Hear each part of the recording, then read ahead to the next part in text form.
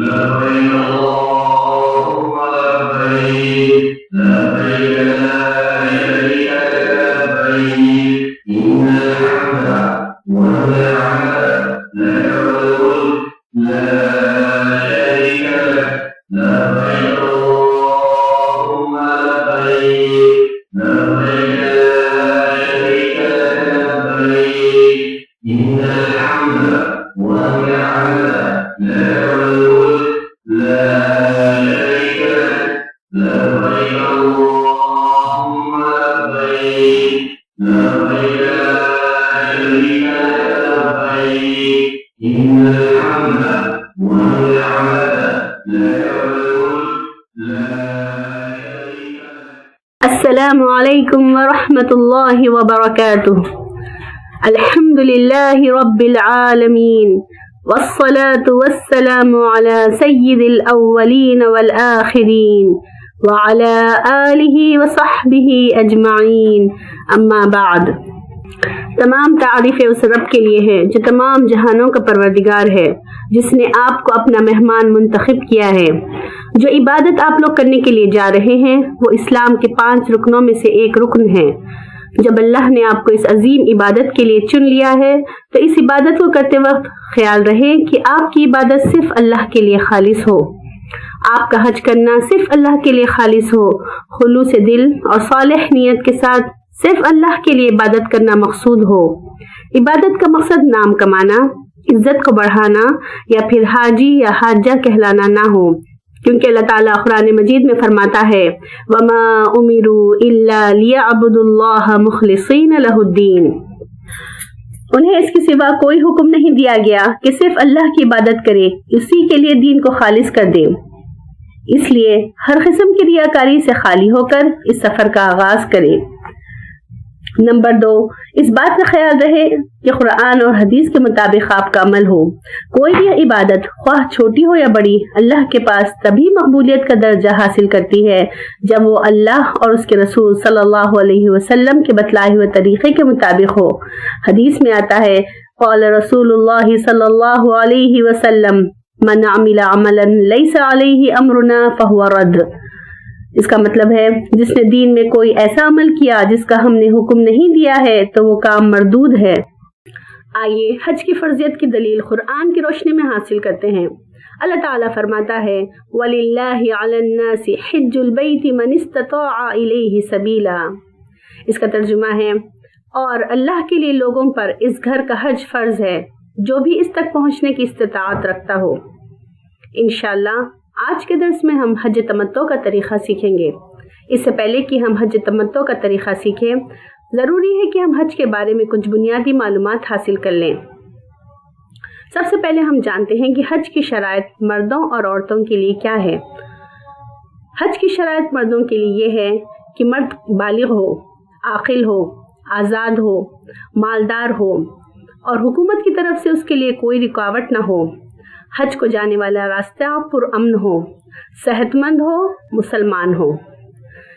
ان شروط کے ساتھ عورتوں کے لیے 2 اور شرطیں ہیں، وہ یہ کہ وہ عورت حالت عدت میں نہ ہو اور اس کے ساتھ اس کا محرم ہو۔ اب جانتے ہیں کہ حج کے کتنے ارکان ہیں۔ حج کے 4 ارکان ہیں۔ نمبر 1 احرام کا باندھنا، نمبر 2 عرفات میں ٹہرنا، نمبر 3 طواف افاضہ کرنا، نمبر 4 سعی کرنا۔ اس کے بعد جانتے ہیں کہ حج کے واجبات کیا ہیں۔ حج کے 7 واجبات ہیں۔ نمبر 1 میقات سے احرام کا پہننا، نمبر 2 عرفات میں مغرب تک رکنا، نمبر 3 مزدلفہ میں رات بھر رکنا اور فجر کی نماز کے کچھ دیر بعد مینا کے لیے نکلنا، نمبر 4 ایام تشریق کی راتیں مینا میں گزارنا، نمبر 5 کنکریاں مارنا، نمبر 6 سر کے بال منڈوانا، نمبر 7 طواف وداع کرنا۔ آئیے اب 3 قسم کے حج کا خلاصہ ملاحظہ فرماتے ہیں۔ 3 قسم کے حج ہیں: حج تمتع، حج قران اور حج افراد۔ حج تمتع سب سے افضل حج ہے۔ اس حج میں قربانی واجب ہے۔ اس حج میں سب سے پہلے عمرہ کی نیت سے احرام باندھا جاتا ہے اور عمرہ مکمل ہونے کے بعد احرام کھول دیا جاتا ہے۔ دوبارہ ایام حج میں اپنی رہائش گاہ سے حج کی نیت سے احرام باندھا جاتا ہے اور حج مکمل ہونے کے بعد کھول دیا جاتا ہے۔ دوسرا حج حج قران ہے۔ اس میں عمرہ اور حج دونوں کی نیت سے اکٹھا احرام باندھا جاتا ہے اور حج مکمل ہونے کے بعد احرام کھول دیا جاتا ہے۔ اس حج میں بھی قربانی واجب ہے۔ انشاءاللہ حج قران کی تفصیل ہم اس کے متعلقہ درس میں سنیں گے۔ تیسرا حج حج افراد ہے۔ اس میں قربانی واجب نہیں ہے، اس میں صرف حج کی نیت سے احرام باندھا جاتا ہے۔ آئیے اب طواف کی اقسام جانتے ہیں۔ طواف کی کئی اقسام ہیں، ان میں طواف قدوم، طواف افادہ، طواف وداع، طواف عمرہ اور طواف نفلی ہے۔ سب سے پہلے طواف قدوم کے بارے میں جانتے ہیں۔ مکہ مکرمہ میں داخل ہونے کے بعد سب سے پہلے جو طواف کیا جاتا ہے اسے طواف قدوم یا طواف تحیہ یا طواف ورود کہا جاتا ہے۔ اس کے بعد طواف افادہ کو جانتے ہیں۔ طواف افادہ یہ ہے کہ قربانی کے بعد مکہ مکرمہ آ کر بیت اللہ شریف کا طواف کرنا فرض ہے۔ اسے طواف افادہ یا طواف زیارہ یا طواف حج کہتے ہیں۔ تیسرا طواف وداع ہے۔ حج ادا کرنے کے بعد مکہ معظمہ سے رخصت ہونے سے قبل بیت اللہ شریف کا طواف کرنا واجب ہے، اسے طواف وداع کہتے ہیں۔ طواف عمرہ ادا کرنے والا شخص مکہ پہنچ کر سب سے پہلے جو طواف ادا کرتا ہے اسے طواف عمرہ کہتے ہیں۔ طواف نفلی طواف قدوم، طواف افادہ، طواف وداع، طواف عمرہ کے علاوہ جو بھی طواف کیا جاتا ہے نفلی طواف کہلاتا ہے۔ اب ایام الحج کے بارے میں جانتے ہیں کہ حج کے کتنے ایام ہیں۔ حج کے ایام 8 ذی الحج سے شروع ہو کر 13 ذی الحج کو ختم ہوتے ہیں، یعنی 8 ذی الحج، 9 ذی الحج، 10 ذی الحج، 11 ذی الحج، 12 ذی الحج اور 13 ذی الحج۔ اب میقات کے مقامات کے بارے میں جانتے ہیں۔ میقات کے 5 مقامات ہیں جہاں سے حج یا عمرے کا احرام باندھا جاتا ہے۔ ذوالحلیفہ اہل مدینہ یا اس راستے سے آنے والوں کے لیے ذوالحلیفہ میقات ہے۔ ذات عرق اہل عراق یا اس راستے سے آنے والوں کے لیے ذات عرق میقات ہے۔ قرن المنازل اہل نجد یا اس راستے سے آنے والوں کے لیے قرن المنازل، جس کا نیا نام سیل الکبیر ہے، میقات ہے، مثلاً بحرین، دمام، ریاض وغیرہ۔ یلملم اہل یمن یا اس راستے سے آنے والوں کے لیے یلملم، جس کا نیا نام سعدیہ ہے، میقات ہے، مثلاً پاکستان، ہندوستان، بنگلہ دیش وغیرہ۔ جحفہ اہل شام یا اس راستے سے آنے والوں کے لیے جحفہ میقات ہے، مثلاً مصر، لیبیا، الجزائر اور مراکش وغیرہ۔ ہم نے میقات مکانی کے بارے میں جانا، آئیے اب جانتے ہیں میقات زمانی کیا ہے۔ میقات زمانی حج کے لیے صرف 3 ماہ ہے، شوال، ذی القعدہ اور ذی الحجہ، اور عمرہ کے لیے میقات زمانی سال کے 12 مہینے ہیں۔ ایک اہم یادداشت ان لوگوں کے لیے جو حج یا عمرے کا سفر کرنے کا ارادہ کرتے ہیں۔ حج یا عمرے کا سفر کرنے سے پہلے ان چیزوں کو اپنے ساتھ رکھنا نہ بھولیں۔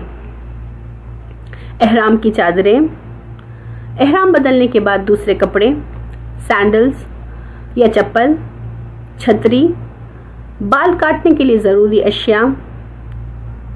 اگر آپ کے ساتھ چھوٹے بچے ہیں تو ان سے متعلقہ ہر ضروری چیز، ٹشو پیپر، آپ کی ضرورت اور آپ کی استطاعت کے مطابق خرچ کرنے کے لیے پیسہ، چھوٹی قرآن، کپڑے کو لگانے والا کانٹا، موبائل فون، چارجر اور ریچارج کارڈز، دھوپ کی اینک، ضروری ادویات، ویکسین کارڈ، پاسپورٹ اور ٹکٹ، اور پانی کا چھوٹا تھرماس۔ آئیے حج تمتع کا طریقہ سیکھتے ہیں۔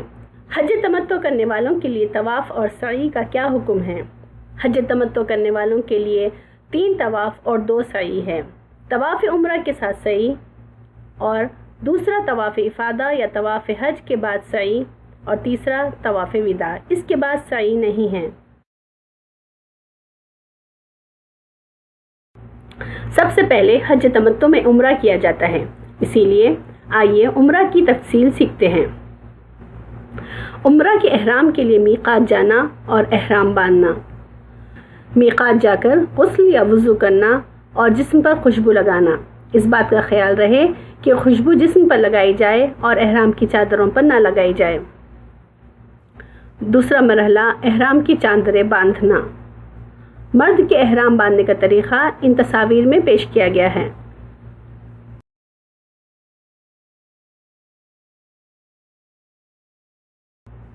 مرد کے لیے احرام سفید غیر سلائی کپڑے کے 2 ٹکڑوں تہبند اور چادر پر مشتمل ہوتا ہے۔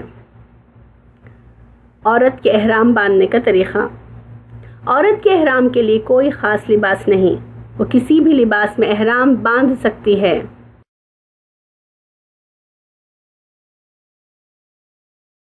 ایک اہم بات عورت کی حالت احرام میں پردے کے تعلق سے۔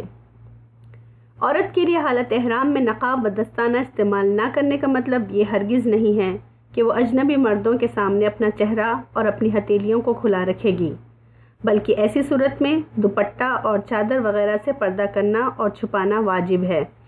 ام المومنین عائشہ رضی اللہ عنہا فرماتی ہیں کہ ہم نبی کریم صلی اللہ علیہ وسلم کے ساتھ میں ہوتی، جب قافلے ہمارے سامنے سے گزرتے تو ہم اپنی چادروں کو اپنے چہرے پر لٹکا لیتی اور جب گزر جاتے تو کھول لیتی۔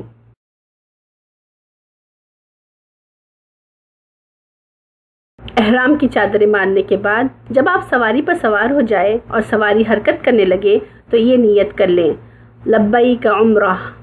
یہ نیت اس طرح بھی کی جا سکتی ہے، اللہم لبیک عمرتن۔ احرام کی نیت کر لینے کے بعد ان تمام کاموں سے بچنا چاہیے۔ مرد حضرات کے لیے خوشبو لگانا، جوتے یا موزے پہننا، سر یا منہ کو ڈھکنا، سلا ہوا کپڑا پہننا، خوشبو والا صابن استعمال کرنا، بال کاٹنا، سر میں خوشبو والا تیل ڈالنا، ناخن کاٹنا، قتل کرنا، درخت کاٹنا، خشکی کا شکار کرنا، جماع اور متعلقات جماع سے بچنا، لڑائی جھگڑا یا گالی گلوچ کرنا، چہرے پر پاؤڈر لوشن کا استعمال کرنا، نکاح کرنا، نکاح کرانا یا پیغام بھیجنا۔ خواتین کے لیے خاص طور پر خوشبو لگانا، خوشبو والا صابن استعمال کرنا، بال کاٹنا، سر میں خوشبو والا تیل ڈالنا، ناخن کاٹنا، قتل کرنا، درخت کاٹنا، خشکی کا شکار کرنا، دستانے پہننا، نقاب لگانا، چہرے پر پاؤڈر لوشن میک اپ، جماع اور متعلقات جماع سے بچنا، لڑائی جھگڑا یا گالی گلوچ کرنا، نکاح کرنا، نکاح کرانا یا پیغام بھجوانا۔ اس بات کا خیال رہے کہ احرام کے لیے نماز پڑھنے کے بارے میں کوئی نص صریح یا کوئی صحیح حدیث نہیں پائی جاتی ہے۔ اس بات کو شیخ الاسلام عبدالعزیز بن عبداللہ بن باز رحمہ اللہ نے اپنی کتاب حج و عمرہ اور زیارت میں لکھا ہے۔ اب آپ تلبیہ، قرآن کی تلاوت اور اللہ کے ذکر میں اپنے آپ کو مشغول کر لیجئے جب تک کہ آپ طواف نہ شروع کر دیں۔ مرد حضرات کو تلبیہ بلند آواز سے کہنا چاہیے اور عورت آہستگی سے تلبیہ پکارے گی۔ تلبیہ کے الفاظ یہ ہیں، لبیک اللہم لبیک، لبیک لا شریک لک لبیک، ان الحمد والنعمت لک والملک لا شریک لک۔ اس کا ترجمہ ہے، میں حاضر ہوں، اے اللہ میں حاضر ہوں، تیرا کوئی شریک نہیں، میں حاضر ہوں، در حقیقت ہر طرح کی تعریف اور نعمت اور بادشاہت تیرے ہی لیے سزاوار ہے، تیرا کوئی شریک نہیں ہے۔ بیت اللہ شریف میں داخل ہوتے وقت پہلے دائیں پاؤں رکھیں اور یہ دعا پڑھیں، اعوذ باللہ العظیم وبوجہہ الکریم وسلطانہ القدیم من الشیطان الرجیم، بسم اللہ والصلاة والسلام علی رسول اللہ، اللہم افتح لی ابواب رحمتک۔ میں عظمت والے اللہ کی اور اس کے کریم چہرے اور قدیم سلطنت کی پناہ چاہتا ہوں مردود شیطان سے۔ اللہ کے نام کے ساتھ داخل ہوتا ہوں اور رسول اللہ صلی اللہ علیہ وسلم پر درود و سلام ہو۔ یا اللہ میرے لیے اپنی رحمت کے دروازے کھول دیں۔ بیت اللہ شریف کا طواف شروع کرنے سے پہلے تلبیہ بند کر دینا چاہیے۔ طواف شروع کرنے سے پہلے مرد حضرات حالت اتباع اختیار کر لیں۔ اتباع اختیار کرنے کا طریقہ کچھ اس طرح ہے کہ مرد حضرات احرام کی چادر کو دائیں بغل کے نیچے سے لے کر اس کے دونوں کناروں کو بائیں کندھے پر ڈال دیں۔ طواف کے 7 چکر ہوتے ہیں۔ طواف حجر اسود سے شروع ہو کر حجر اسود پر ختم ہوتا ہے۔ آپ کو اجازت ہے کہ آپ حجر اسود کو بوسہ دیں، چھوئیں اور چھو کر ہاتھ کو بوسہ دیں، اس پر پیشانی رکھیں، اور اگر موقع نہ ملے تو دایاں ہاتھ اوپر اٹھا کر اس کی طرف اشارہ کریں اور کہیں بسم اللہ اللہ اکبر۔ حجر اسود سے طواف شروع کر جب آپ رکن یمانی پر پہنچ جائیں تو یہ دعا پڑھنا مسنون ہے۔ ربنا آتنا فی الدنیا حسنہ وفی الآخرۃ حسنہ وقنا عذاب النار۔ اے ہمارے رب، ہمیں دنیا میں نیکی دے اور آخرت میں بھی بھلائی عطا فرما اور ہمیں عذاب جہنم سے نجات دے۔ طواف کے 3 چکروں میں صرف مرد حضرات رمل کریں گے۔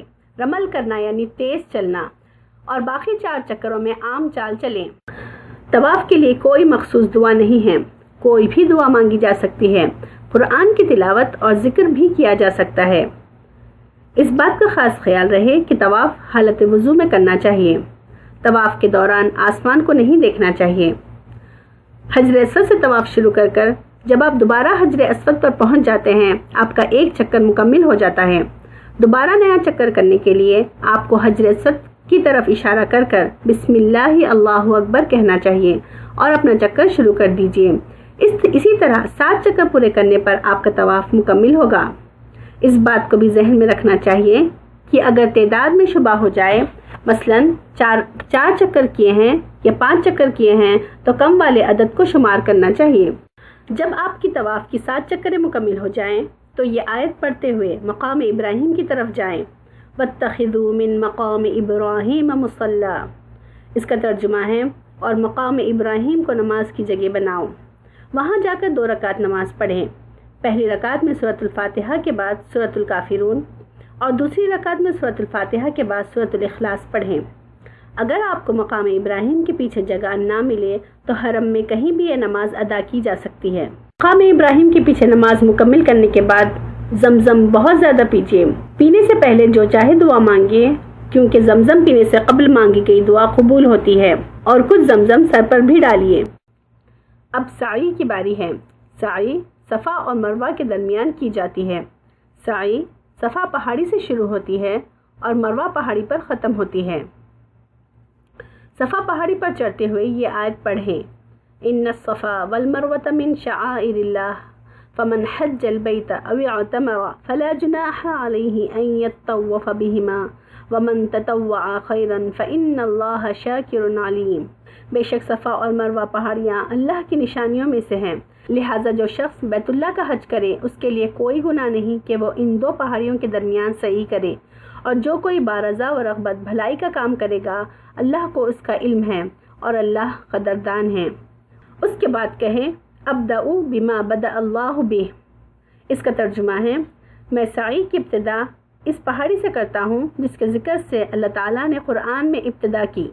صفا پہاڑی پر چڑھنے کے بعد قبلہ رخ کھڑے ہو کر 3 مرتبہ یہ کلمات کہیے، اور درمیان میں یعنی پہلی بار کے بعد، دوسری بار کے بعد اور تیسری بار کے بعد جو چاہے دعا مانگیے۔ یہ قبولیت کا مقام ہے۔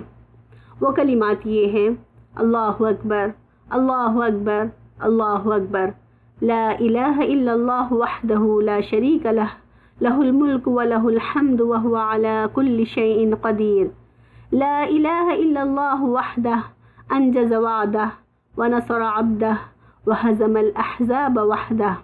اس کا ترجمہ ہے، اللہ بڑا ہے، اللہ بڑا ہے، اللہ بڑا ہے، اللہ کے سوا کوئی الہ نہیں، وہ اکیلا ہے، اس کا کوئی شریک نہیں، بادشاہی اور حمد اسی کے لیے ہے اور وہ ہر چیز پر قادر ہے۔ اللہ کے سوا کوئی الہ نہیں، وہ اکیلا ہے، اس نے اپنا وعدہ پورا کیا اور اپنے بندے کی مدد فرمائی اور تنہا لشکروں کو شکست دی۔ اب آپ مروہ کی طرف چلیے۔ صفا اور مروہ کے درمیان جو سب ستون ہیں ان کے درمیان صرف مرد حضرات تیز چلیں۔ صفا اور مروہ کے درمیان قرآن یا جو بھی دعائیں یاد ہوں وہ پڑھیے۔ صفا سے چل کر جب آپ مروہ پہنچ جاتے ہیں آپ کا 1 چکر مکمل ہو جاتا ہے۔ مروہ پہنچ کر وہی عمل دہرائیے جو آپ نے صفا پر کیا تھا، یعنی وہ دعائیں پڑھیے جو آپ نے صفا پہاڑی پر چڑھ کر پڑھی تھی۔ ان الصفا والمروة من شعائر اللہ فمن حج البیت او اعتمر فلا جناح علیہ ان یطوف بہما ومن تطوع خیرا فإن اللہ شاکر علیم۔ بے شک صفا اور مروہ پہاڑیاں اللہ کی نشانیوں میں سے ہیں، لہٰذا جو شخص بیت اللہ کا حج کرے اس کے لیے کوئی گناہ نہیں کہ وہ ان دو پہاڑیوں کے درمیان سعی کرے، اور جو کوئی بارضا و رغبت بھلائی کا کام کرے گا اللہ کو اس کا علم ہے اور اللہ قدردان ہے۔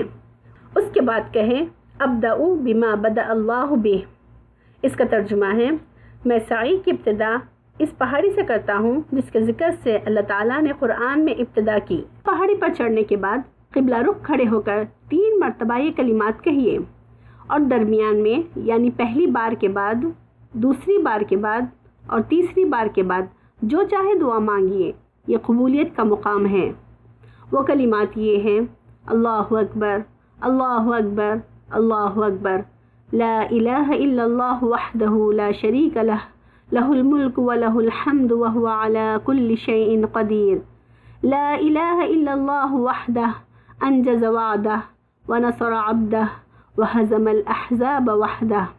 اس کا ترجمہ ہے اللہ بڑا ہے، اللہ بڑا ہے، اللہ بڑا ہے، اللہ کے سوا کوئی الہ نہیں، وہ اکیلا ہے، اس کا کوئی شریک نہیں، بادشاہی اور حمد اسی کے لیے ہے اور وہ ہر چیز پر قادر ہے۔ اللہ کے سوا کوئی الہ نہیں، وہ اکیلا ہے، اس نے اپنا وعدہ پورا کیا اور اپنے بندے کی مدد فرمائی اور تنہا لشکروں کو شکست دی۔ اسی طرح 7 چکر دہرائیے اور ہر چکر میں صفا اور مروہ پر چڑھنے کے بعد وہی دعائیں پڑھیے جو آپ نے پہلی بار صفا پر چڑھ کر پڑھی تھی۔ اسی طرح کرتے کرتے آپ کی سعی مروہ پہاڑی پر مکمل ہوگی۔ سعی ختم ہونے کے بعد مرد حضرات بال مونڈ کر یا کٹوا کر اپنا احرام کھول دیں، اور عورت اپنے پورے بالوں کو جمع کر کر نیچے سے 1 انچ کاٹ دیں۔ اس طرح آپ کا عمرہ ختم ہو گیا اور آپ 8 ذی الحج تک حلال ہو گئے ہیں۔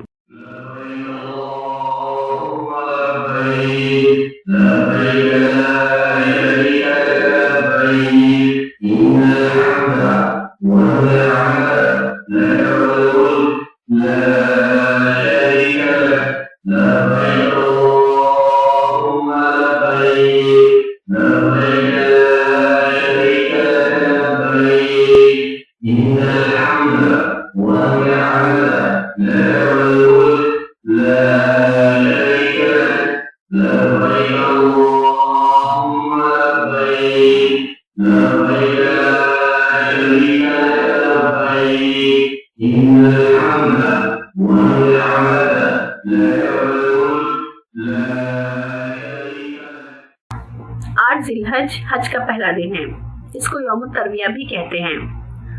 8 ذی الحج کو اپنے قیامگاہ سے غسل کر کے جسم پر خوشبو لگا کر احرام باندھیں۔ اس بات کا خیال رہے کہ خوشبو جسم پر لگائی جائے اور احرام کی چادروں پر نہ لگائی جائے۔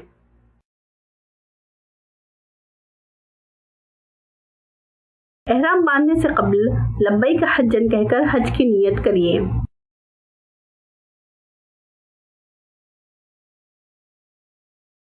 دوسرا مرحلہ احرام کی چاندریں باندھنا۔ مرد کے احرام باندھنے کا طریقہ ان تصاویر میں پیش کیا گیا ہے۔ مرد کے لیے احرام سفید غیر سلائی کپڑے کے 2 ٹکڑوں، تہبند اور چادر پر مشتمل ہوتا ہے۔ عورت کے احرام باندھنے کا طریقہ۔ عورت کے احرام کے لیے کوئی خاص لباس نہیں، وہ کسی بھی لباس میں احرام باندھ سکتی ہے۔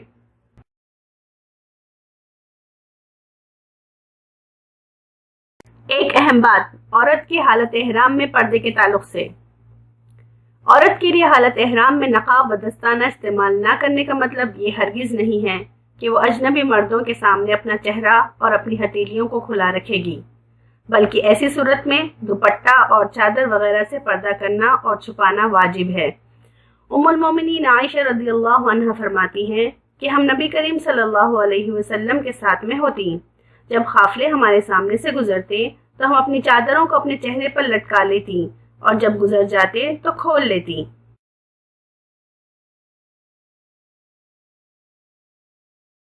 احرام کی نیت کر لینے کے بعد ان تمام کاموں سے بچنا چاہیے۔ مرد حضرات کے لیے خوشبو لگانا، جوتے یا موزے پہننا، سر یا منہ کو ڈھکنا، سلا ہوا کپڑا پہننا، خوشبو والا صابن استعمال کرنا، بال کاٹنا، سر میں خوشبو والا تیل ڈالنا، नाखून काटना, कत्ल करना, दरख्त काटना, खुशकी का शिकार करना, जिमा और मुतालिकात जिमा से बचना, लड़ाई झगड़ा या गाली गलौज करना, चेहरे पर पाउडर लोशन का इस्तेमाल करना, निकाह करना, निकाह कराना या पैगाम भेजना, ख्वातीन के लिए खास तौर पर खुशबू लगाना, खुशबू वाला साबुन इस्तेमाल करना, बाल काटना, सर में खुशबू वाला तेल डालना, नाखून काटना, कत्ल करना, दरख्त काटना, खुशकी का शिकार करना, दस्ताने पहनना, नकाब लगाना, चेहरे पर पाउडर लोशन मेकअप, जिमा और मुतालिकात जिमा से बचना, लड़ाई झगड़ा या गाली गलौज करना, निकाह करना, निकाह कराना या पैगाम भिजवाना। बीमार आदमी का एहराम बांधते वक्त अल्लाहुम्मा महिल्ली हैथु हबस्तनी, यानी ऐ अल्लाह मेरे एहराम खोलने की जगह वही है जहाँ तूने मुझे रोक लिया, कहना साबित है। एहराम बांधने के बाद बुलंद आवाज से तलबिया कहिए। तलबिया के अल्फाज ये हैं, लब्बैक अल्लाहुम्मा लब्बैक, लब्बैक ला शरीक लक लब्बैक, इन्नल हम्द वन निअमत लक वल मुल्क ला शरीक लक। तलबिया कहने के बाद ये अल्फाज अदा करिए, अल्लाहुम्मा हादिही हज्जतुन ला रियाअ फीहा वला सुमआ, ऐ अल्लाह मेरे इस हज से न दिखावा मकसूद है और न शोहरत मतलूब है। 8 जिलहज को एहराम बांधने के बाद जोहर से कब्ल तलबिया कहते हुए मीना पहुंच जाइए और वहां जोहर, असर, मगरिब, इशा और फजर की 5 नमाजें कसर करके अपने अपने वक्त पर बाजमात अदा करिए। कसर का मतलब ये है कि 4 रकात वाली नमाज 2 रकात हो जाएगी, फजर की 2 रकात ही बाकी रहेगी और मगरिब की 3 रकात ही बाकी रहेगी। इसके अलावा फजर की 2 सुन्नत और वितर पढ़ना भी साबित है। इस तरह 8 जिलहज यानी हज का पहला दिन मुकम्मल हुआ।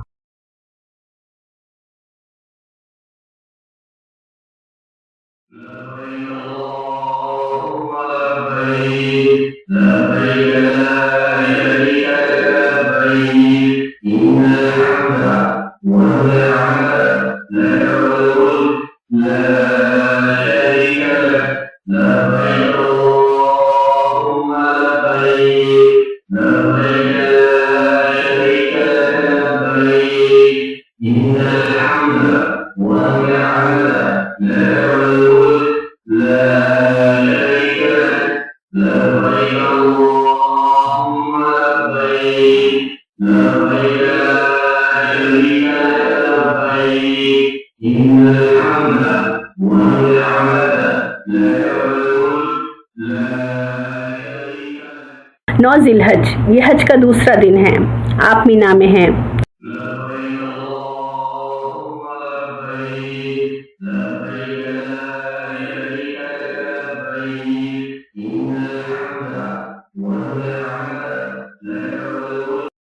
मीना में आपने फजर की नमाज अदा की। अरफा के दिन सूरज तुलू होने के बाद तकबीर, तहलील और तहमीद कहते हुए मीना से अरफात की तरफ रवाना हो जाइए।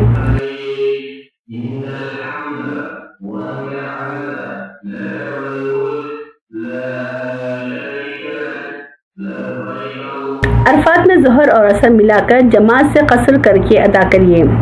इस बात तकबीर के अल्फाज ये हैं, अल्लाहु अकबर, ला इलाहा इल्लल्लाहु, अल्लाहु अकबर वलिल्लाहिल हम्द, अल्लाहु अकबर कबीरा वल्हम्दुलिल्लाहि कसीरा व सुब्हानल्लाहि बुकरतन व असीला। तहलील के अल्फाज ये हैं, ला इलाहा इल्लल्लाहु वहदहु ला शरीका लह, लहुल मुल्क व लहुल हम्द व हुवा अला कुल्ली शैइन कदीर।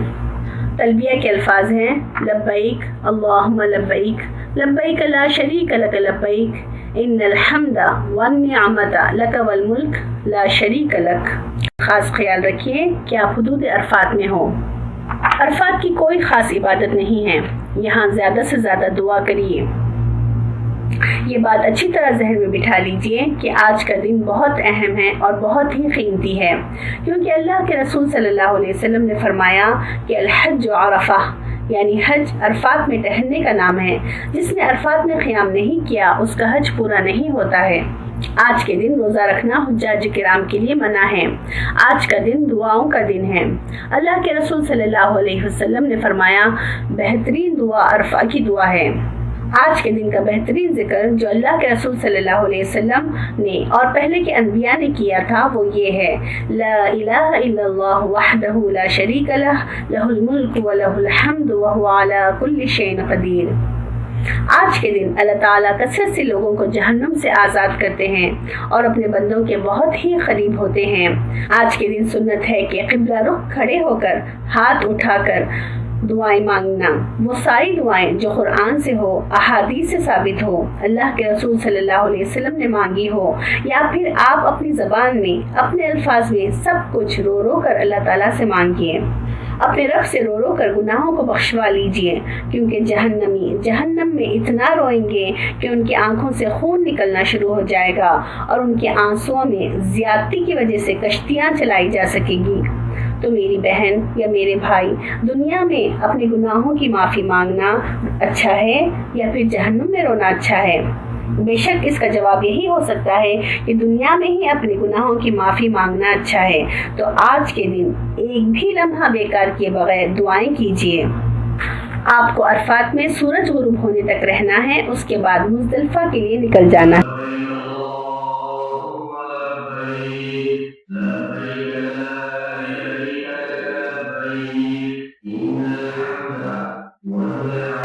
سورج غروب ہونے کے بعد پورے وقار اور سکون سے تلبیہ کہتے ہوئے مزدلفہ کے لیے نکل جائیے۔ مزدلفہ میں مغرب اور عشاء کی نمازیں ملا کر پڑھیے، یعنی مغرب کی 3 رکعت اور عشاء کی 2 رکعت۔ اس کو قصر و جمع تاخیر کہتے ہیں۔ نمازیں ادا کرنے کے بعد فجر تک سو جائیے۔ فجر روز کے معمول وقت سے تھوڑا پہلے ادا کر لیجئے اور فجر ادا کرنے کے بعد قبلہ رخ ہو کر ہاتھ اٹھا کر تکبیر، تحلیل اور استغفار کریے اور خوب دعائیں مانگیے۔ استغفار کے الفاظ یہ ہیں: استغفر اللہ الذی لا الہ الا هو الحی القیوم واتوب الیہ۔ سورج طلوع ہونے سے تھوڑا پہلے مزدلفہ سے منا تلبیہ پڑھتے ہوئے چلیے۔ آپ مزدلفہ سے 7 کنکر چنے کے برابر چن لیجئے 10 تاریخ کی رمی کے لیے۔ ایسا کرنا مستحب ہے۔ اس طرح حج کا دوسرا دن مکمل ہوا۔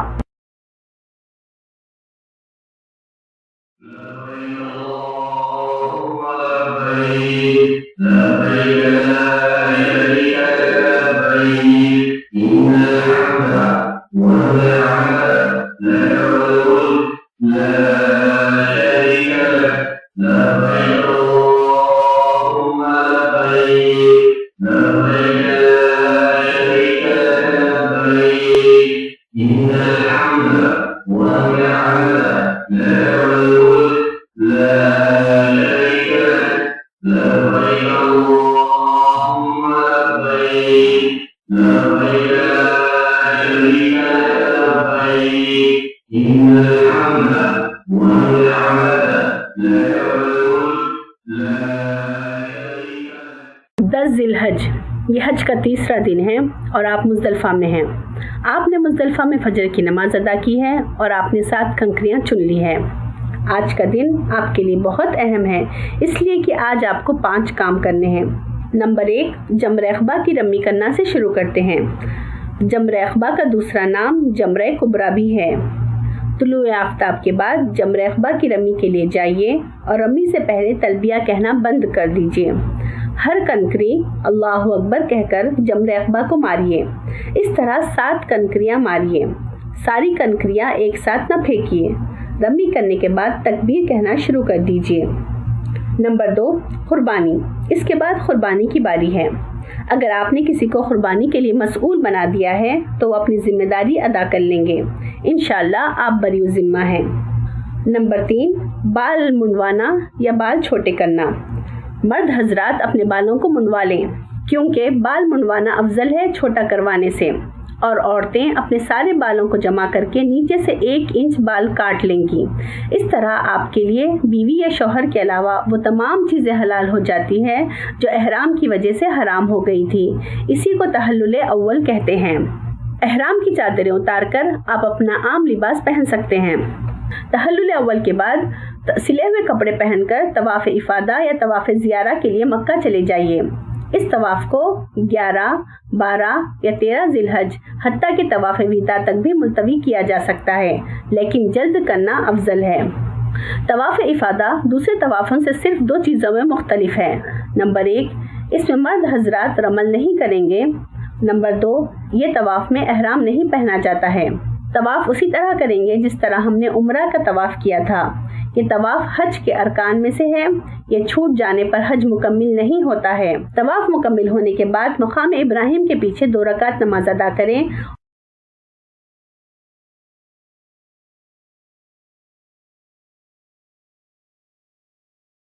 اور بہت سارا زمزم پیجیے اور اپنے سر پر بھی تھوڑا ڈالیے۔ اس کے بعد سعی کریے۔ یہ حج کی سعی ہے۔ سعی اسی طرح کریے جس طرح ہم نے عمرہ کی سعی میں کیا تھا۔ یہ سعی حج کے ارکان میں سے ہے۔ یہ چھوٹ جانے پر حج مکمل نہیں ہوتا ہے۔ سعی سے فارغ ہونے کے بعد شوہر اور بیوی ایک دوسرے کے لیے حلال ہو جاتے ہیں۔ اسی کو تحلل ثانی کہتے ہیں۔ سعی سے فارغ ہونے کے بعد مینا واپس آ جائیے۔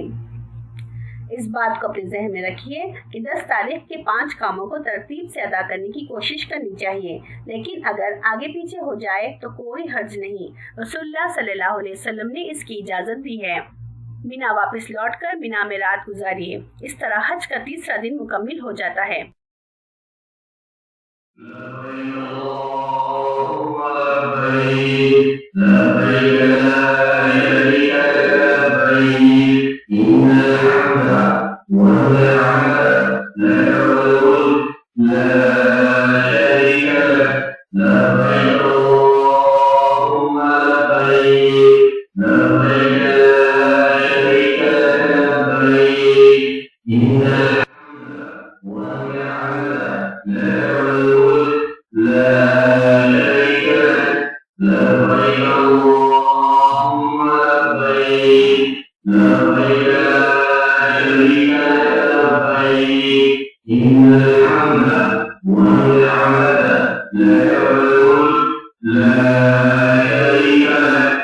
ذی الحج، یہ حج کا 4تھا دن ہے اور آپ مینا میں ہیں۔ اجر و ثواب کے اعتبار سے ایام تشریق سال کے باقی تمام دنوں سے زیادہ افضل ہیں۔ ان دنوں میں آپ کثرت سے تکبیر پڑھیے اور 5 وقتہ نمازوں کو صحیح وقت پر قصر کر کے ادا کریے۔ زوال آفتاب یعنی ظہر کے بعد آپ کو تینوں جمروں یعنی جمرہ اولا، جمرہ وسطیٰ اور جمرہ عقبہ کو ترتیب کے ساتھ کنکری مارنا ہے۔ یہ کنکریاں مارنا واجب ہے۔ یہ 3 دنوں کی کنکریاں آپ مینا سے چن سکتے ہیں۔ سب سے پہلے جمرہ اولا کو 7 کنکریاں ماریے اور پیچھے جا کر دعا کریے۔ اس کے بعد دوسرے جمرہ وسطیٰ کو کنکری ماریے اور کنکری مارنے کے بعد پیچھے جا کر دعا کریے۔ اس کے بعد تیسرے جمرہ عقبہ یا پھر جمرہ کبریٰ کو 7 کنکری ماریے اور یہاں پر دعا مت کریے۔ رمی کے لیے جائز ہے کہ بچوں، بیماروں اور بوڑھوں کے لیے کسی کو وکیل بنایا جا سکتا ہے۔ اس بات کو ذہن میں رکھیے کہ دوسروں کی طرف سے رمی کرنے والے آدمی کو پہلے اپنی رمی مکمل کرنی چاہیے، پھر دوسرے کی طرف سے رمی کرنی چاہیے۔ اس کے بعد مینا واپس چلے جائیے اور مینا جا کر رات گزاریے۔ اس طرح حج کا 4تھا دن مکمل ہوا۔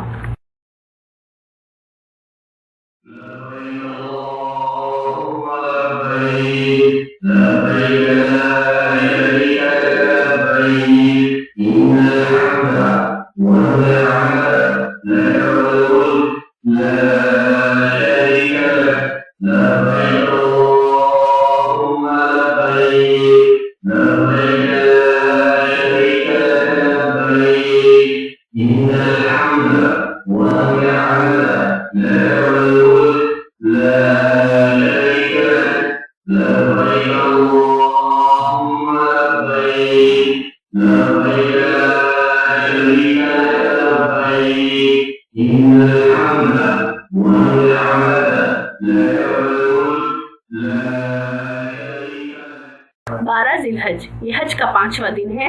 آپ مینا میں ہیں۔ زوال آفتاب یعنی ظہر کے بعد آپ کو تینوں جمرات کو یعنی جمرہ اولا کو، جمرہ وسطیٰ کو اور جمرہ عقبہ کو بترتیب کنکری مارنا ہے۔ سب سے پہلے جمرہ اولا کو 7 کنکری ماریے اور پیچھے جا کر دعا کریے۔ اس کے بعد دوسرے جمرہ یعنی جمرہ وسطیٰ کو کنکری ماریے اور پیچھے جا کر دعا کریے۔ اس کے بعد تیسرے جمرہ عقبہ کو 7 کنکری ماریے اور یہاں پر دعا مت کریے۔ آج 12 ذی الحج ہے۔ اگر آج آپ حج ختم کرنا چاہتے ہیں تو یہ آپ کے لیے جائز ہے۔ آپ کو اس کے لیے غروب آفتاب سے پہلے مینا چھوڑ دینا چاہیے۔ اگر آج آپ حج ختم کرنا چاہتے ہیں تو مکہ پہنچ کر طواف وداع ادا کر لیجئے۔ اس طرح سے حج کا 5واں دن مکمل ہوا، اور جو حضرات 13 تاریخ کو اپنا حج مکمل کرنا چاہتے ہیں انہیں چاہیے کہ 13 کی رات مینا میں گزاریں۔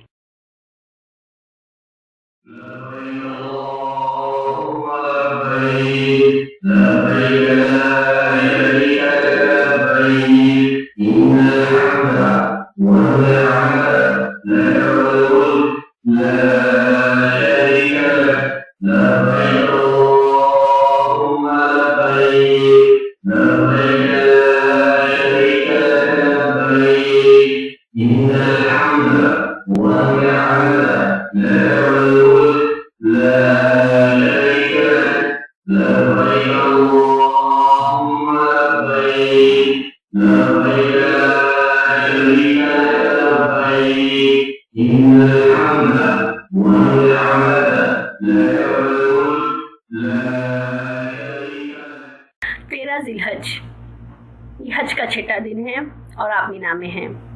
زوال آفتاب یعنی ظہر کے بعد جمرہ جا کر تینوں جمرات جمرہ اولا، جمرہ وسطیٰ اور جمرہ اقبا کو کنکری مارنا ہے۔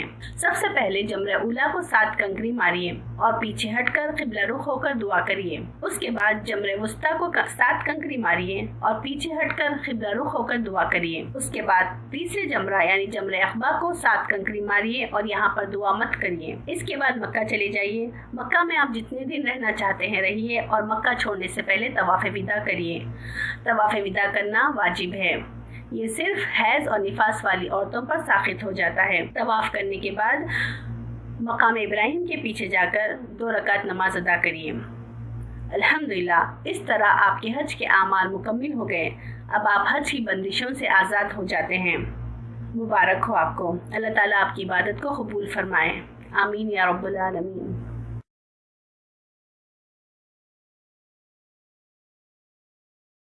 لا